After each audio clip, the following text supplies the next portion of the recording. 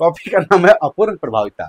अब अपूर्ण प्रभाविता सबसे पहला हमने पॉइंट लिखा है, ये मेंडल के नियम का अपवाद है। ऐसा कहा लिख देनी।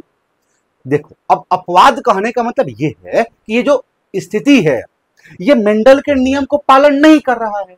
तो जब मेंडल के नियम को फॉलो नहीं कर रहा है, इसी कारण से तो हम इसको मेंडल के नियम का अपवाद बोले। नहीं समझ में आया? सुनो, देखो इस स्थिति को देखो। मेंडल का यह कहना था कि जब तुम दो गुण वाले जनक को एक साथ क्रॉस कराओगे तो जो F1 पीढ़ी में संतान होगा ना, उसमें हमेशा हमेशा नहीं हमेशा नहीं हमेशा हमेशा हमेशा नहीं हमेशा प्रभावी लक्षण प्रकट होगा।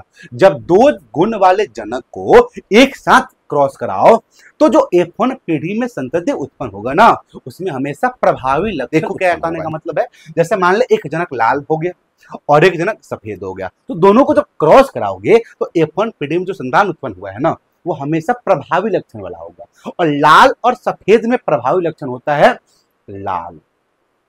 लाल और सफेद में प्रभावी लक्षण होता है लाल। तो लाल जब आया तो ये मेंडल के नियम को फॉलो कर रहा है, मेंडल के नियम को फॉलो कर रहा है। अब इसमें देख, इसमें आगे गुलाबी, ना ही लाल आया ना ही सफेद आया, अर्थात प्रभावी लक्षण आया ही नहीं।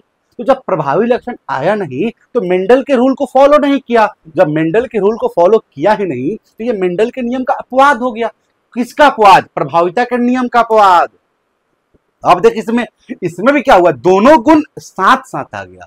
उसका कहना था कि केवल प्रभावी आएगा, लेकिन प्रभावी के साथ अप्रभावी भी आ गया, तो ये भी तो मेंडल के नियम का अपवाद है।